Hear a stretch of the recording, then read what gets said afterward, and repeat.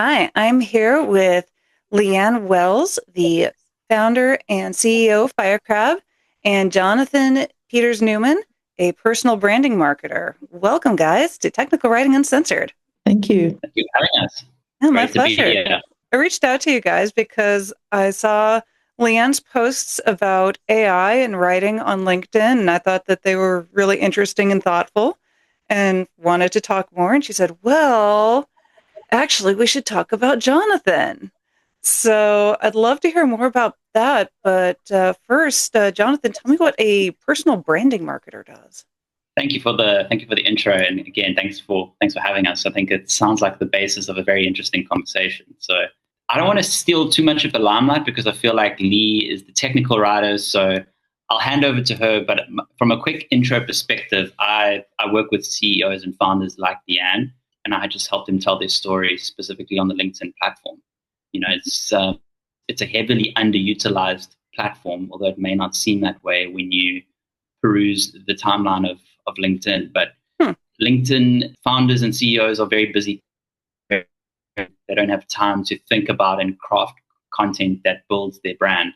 A lot of the research has shown that people don't follow brands, they follow people. They go on social media to engage with other people rather than tuning in to find out what some brand has to say about something. So successful organizations, by and large, follow a founder-led content approach with the brand strategy a little bit more personal and engaging and also authentic as well, because it's not about selling to people the whole time. It's like we're doing now, being natural, conversational, and just telling the story in a unique way. All right. And that is a great segue. Speaking of successful and authentic organizations, Leanne, please tell us more about FireCrab and what you do. I'm a technical writer, which means I basically take my love of language and my love of technology and I throw them all together in a magic cauldron, wave a wand, and hold my fingers, thumbs, and toes and hope that the magic comes out. No, that is the most non-technical explanation for technical writing I've ever heard, and I love it. Well, there is an element of non-technical. I mean, anybody who speaks, who writes any language is an element of creativity. And I know we've probably got here a bit soon, but there's quite a lot of commentary on LinkedIn between, I wouldn't say two schools of thought, but every now and again it pops up between two schools of thoughts, between the hardcore technical writers who are actually engineers and really are interested in not much more than a line of code. Almost the technical docs must look like pseudocode, which is basically code written in, I don't want to say very bad English, but engineering English. Let's call it that. Very diplomatic. Well, I write pseudocode too when I put my software developer hat on, or AI, wannabe AI engineer hat on, and then it is very bad English. But that's not its aim. Its aim is not to inform the reader in a communicative style. Its aim is to tell you how you're going to write a unit of code. And you don't want joining words and too much fluff in there because it's just not its place.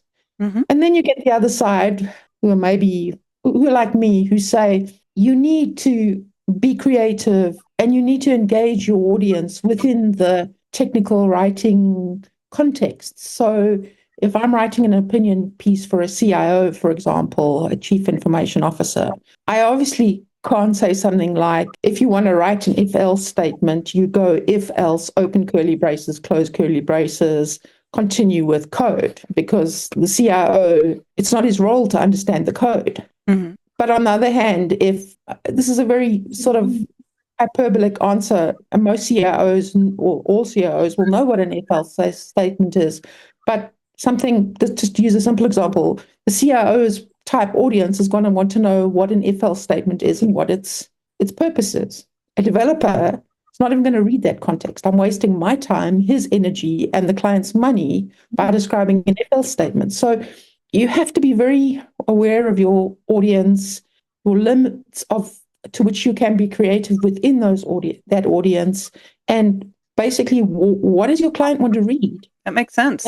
So, Leanne, you're on the east coast of South Africa, and Jonathan, where are you? I'm on the East Coast as well. I'm just a bit more coastal than Leanne is. Leanne's a bit inland, similar area though. So, how did Yeah, you two end up working together? Is it just geography or something else? we have a mutual friend who is a technical writer, well, a content writer. He is his father is actually quite a well-known author. I can't remember his name. And so Marius Gabriel. Marius Gabriel, okay.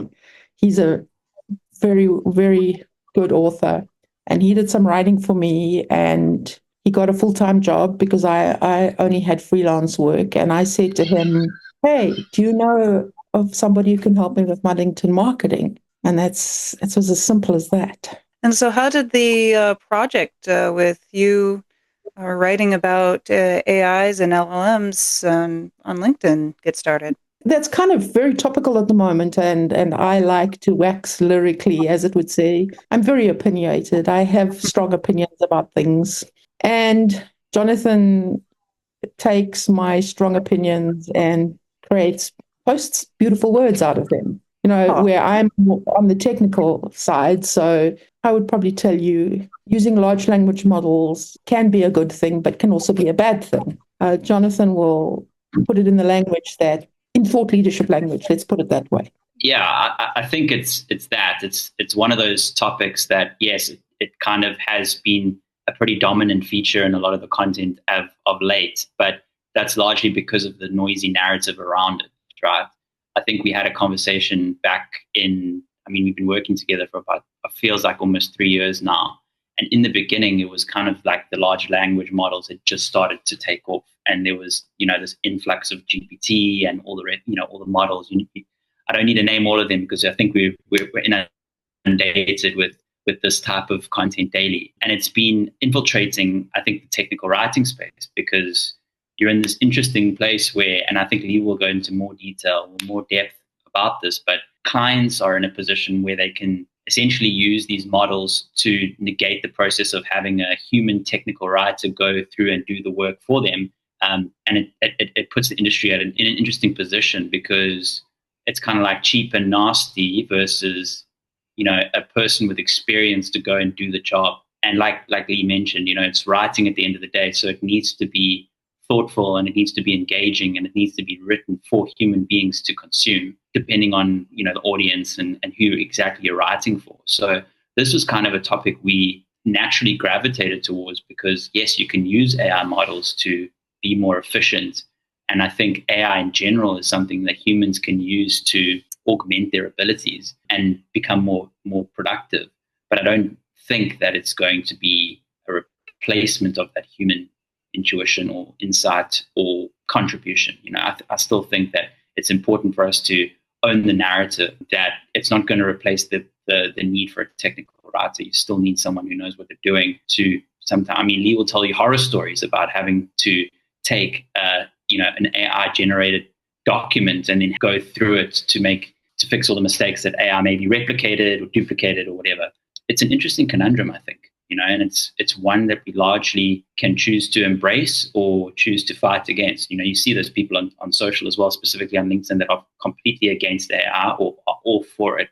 And I think for us, I think the balance is somewhere in the middle. The answer is somewhere in the middle. When you're writing for human beings, you need to have a human eyes to look at it and to be able to review it and make sure that it's appropriate for the audience that you're writing for. Yeah, the human judgment and empathy. And Leigh, I would actually love to hear some of your horror stories because you're in kind of an interesting place since you have a freelance business and you're working with a lot of different business entities and doing a lot of different kinds of writing. Have you seen AI impacting what you do? Well, AI is basically at a very visceral level destroyed the writing industry. Not just technical writing, the copywriting industry. So 3 years ago, people who were being paid like 10 cents a word for general copywriting articles, a good example is how to accessorize your little black dress, are now being paid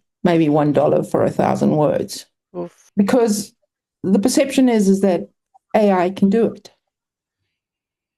And then on the other side, AI people are taking who are non-native English speaking, and before November 2022, were basically selling their articles for $5 for 1,000 words. And you could easily, well, but it was advertised as non-native speaking English. So you would go on to writing agencies and you could kind of choose, do you want native speaking English and you pay a premium price for that?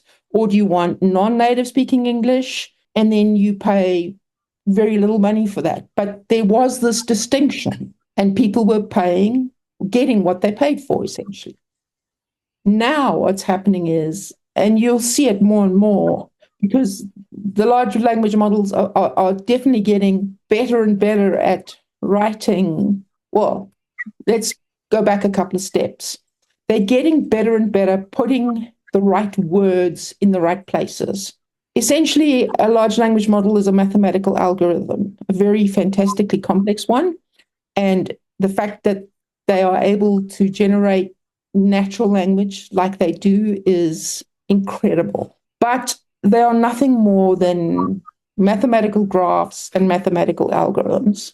And they choose words based on the number of times that the model that it's trained on perceives two words together. Like, simple example is the cat sat on a mat. The and the cat are seen together trillions of times. So the and the cat will always, if you want to say, I want to write an article on cat's behavior, you always get the and cat together, because that's, according to the graphs and the mathematical algorithms, that's how they seem. Yeah, what it does is it basically calculates what the next most probable word is based on your prompt and the previous word. And that's all it's doing. It's just like, what is the next most likely word? Then the next one after that, and the next after that. It drives me nuts seeing people personifying the LLMs. It's not a mind, it's not a person, it's math. Just Yeah, that's exactly what it's doing. And, I mean, I'm the first one to admit that it's phenomenal in how it does it. But this is what it is. So basically, what you've got is all these people who naturally, not only are they non-native English speakers, but they can't speak English. And they are suddenly producing these articles that doesn't matter if they're only getting paid $1. They're able to, in a 12-hour day, they're able to spit out 24, 30 of them. So 24, 30, let's say 30 becomes $30. And in many parts of the world, $30 is a lot of money. mm-hmm. So from that perspective, they're earning a living. Kudos to them. But it's destroyed the industry. So now, on the other hand, you get people who categorically refuse to have anything to do with AI because Google promised to punish any AI written content. So then they get, and here's a horror story. I have a client who I've written for over a year, and it's never been a problem. He knows I have a particular writing style. He knows my writing style. He knows whether I have written something. And he tried to push my prices down a short while ago, earlier this year, and I said to him no and gave him all the reasons for it. And then he decided he was going to get local people to write for him. And he told me that he's an old school friend of his who was friends of his from primary school, has just written him this most fantastic article, and here it is. And this is how he wants articles written. And it cost him next to nothing. So I looked at this, and it's copy and paste ChatGPT, but it's not even copy and paste the paid version of ChatGPT. It's copy and paste a free version of ChatGPT 3.5, the model that just retired. So I don't say anything because it's not my place. Then a couple of days later, or a week or so later, I get this message from him throwing a temper tantrum from here until tomorrow. In the meantime, January, I had spent days, weeks helping another technical writer get a bunch of medical articles through Callbot, because they had taken the other extreme, where they refused categorically, no matter what happened, it had to be 0% AI on Callbot. And this is where I basically learned and saw from practice that actually at the end of the day, all you have to do is take out the structure. Mm-hmm. Because AI is structure. It's a mathematical algorithm. So it's structure. And if you want to beat an AI algorithm or an AI checker, you just take out the structure. Mm-hmm. Yeah, makes sense. But when you take out the structure, what does it give you? A poorly structured article. Well, no, a mess of meaningless words. Okay, that because the structure is, for example, a structure can be 3 words like a bulleted list. I love eating fresh chips, comma, green apples, comma, and tomato sauce. So if you are describing a product's characteristics and you have a bulleted list, that's a structure. Mm-hmm. And then within each sentence, you have comparison 1, comma, comparison 2, comma, comparison 3, comma, comma, full stop, which is the American English. Mm-hmm. UK English doesn't have the second comma. So if you could mix up those 2 Englishes, you're solving the structure, but that causes other issues between readers. Well, then an article is not considered syntactically correct for your reader group. So then you have other issues. So ultimately, all you need to do is you just need to whack out the structure, everything, the H2 headers, the H3 headers, the bullets, the commas, the full stops, and you just have a vomit of words. That hurts my soul. See, so that's the other extreme. Mm-hmm. So, Jono, I think that's really when the first time we really started talking about large language models and technical writing in depth, because this was such a torturous experience. Mm-hmm. And then back to the cheaper article, pushing my prices down. And then out of the blue, a week or 2 later, I get this vehement client, who's so angry with me because I've pushed his prices down and now I'm using copy and paste ChatGPT to write his work. And he's not paying for that rubbish. Of course he's not paying. Of course I don't, I mean, if that was what it was, then yes, I'd also be upset. Not only am I charging him premium rates, but I'm now getting, if this was true, and I'm now getting ChatGPT to write the stuff and copying and pasting it. You know what it was? It was just well structured. Well, in this case, it was Grammarly ChatGPT, the Grammarly's AI checker, and it came back like something crazy, like 80% written by AI.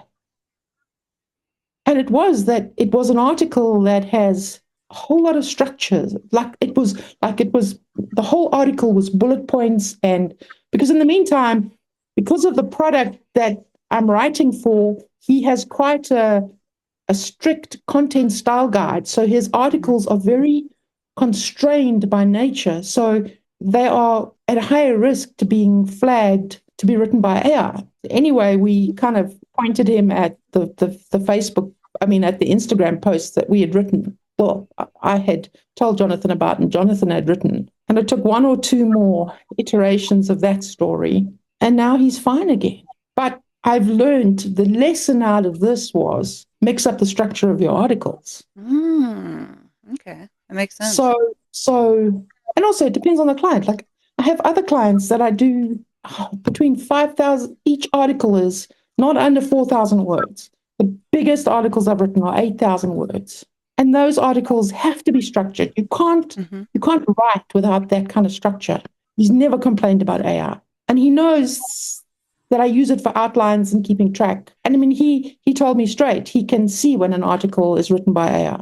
So yeah, not that hard.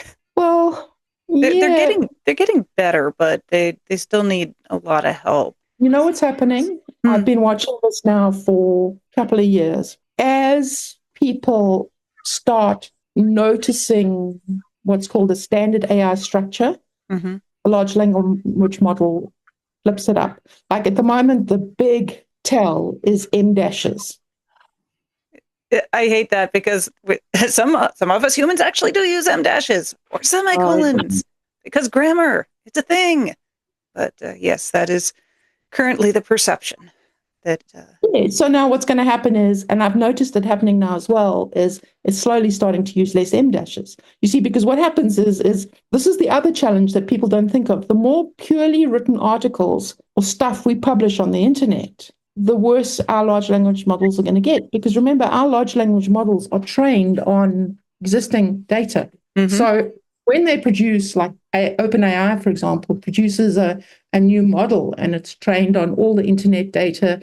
I think the latest is October 2024 or October 2023. One of them is October 2023. Now, the next model that they produce gets trained on, let's say, data up to May 2025. We actually, by publishing lower quality English and lower quality articles, we're actually degrading our own models. Yeah, I've heard that talked about as poisoning the well, that with all of this LLM written copy that then being fed back into the LLM, like you said, the quality is going to be lower and you have that copy of a copy of a copy problem that degrades, in an image, it'll degrade, but then also it's, like you said, going to degrade the model because it's just a poor quality input. I've also been seeing posts for low paying AI writing jobs, like to actually write little pieces of original content to train the models on, because I think to kind of counteract that. They are, well, I don't know if it's to counteract that. Those kind of jobs have been around since the first time, since November 2022. They've just had different names. For example, it was prompt writer, then it was snippet writer, then it was, I'm not sure what the latest iteration is now. One would hope, and I don't know enough offhand about, I could be somebody's probably going to write in the comments of this chat and say, she's talking rubbish, not as politely, but as I understand how large language models are built and their built-in safeguards and stuff like that, one would hope that there are still enough safeguards that'll stop the poor English from degrading the models.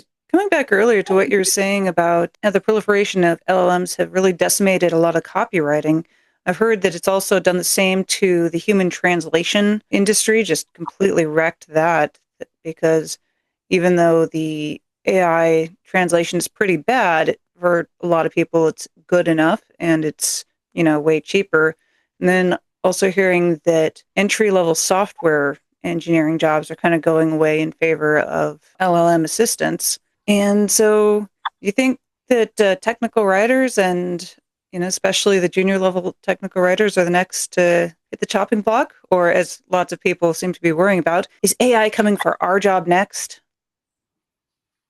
I think it depends on the client. I think this narrative is going to be formed both as translators and including the translators and the software developers and stuff like that. It's all going to be informed by employers and clients because you need the human in the loop at every level. When I put on my AI engineering or software development hat, I go, ChatGPT can just solve this bug, fix this bug for me. And I should know better. Mm-hmm. And then I go, OpenAI has a new software development debugging model that's really, really good at this.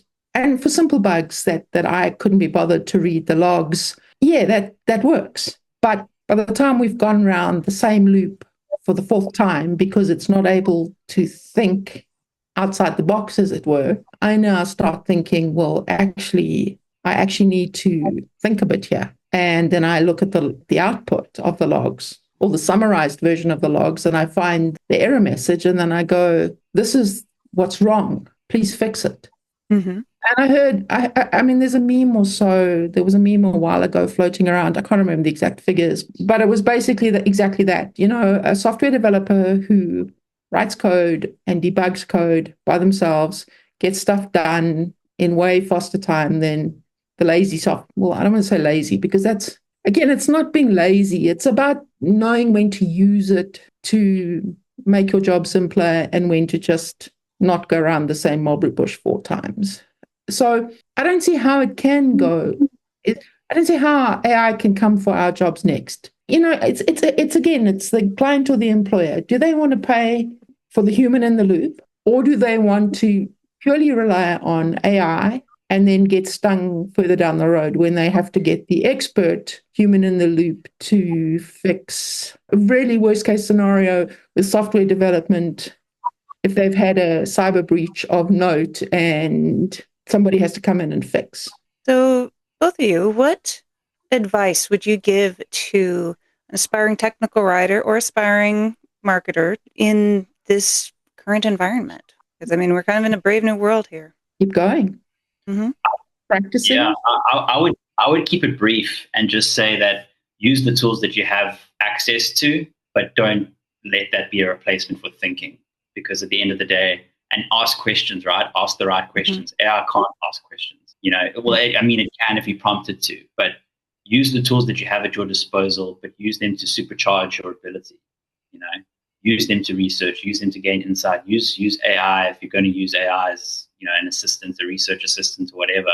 But don't let it be a replacement to how you think and whatever your function is. It's not going to. If you treat it like a tool, I think that's the best approach versus using it as a shortcut or using it as a way to purely just get to the outcome at a quicker, and a quicker pace. I don't know, Leigh, how you feel about tech writing. Yeah, I use it as a tool. I use it as it builds outlines for me. It comes up like if I need synonyms for words, it finds synonyms for me, so I no longer have to go and dig in the thesaurus.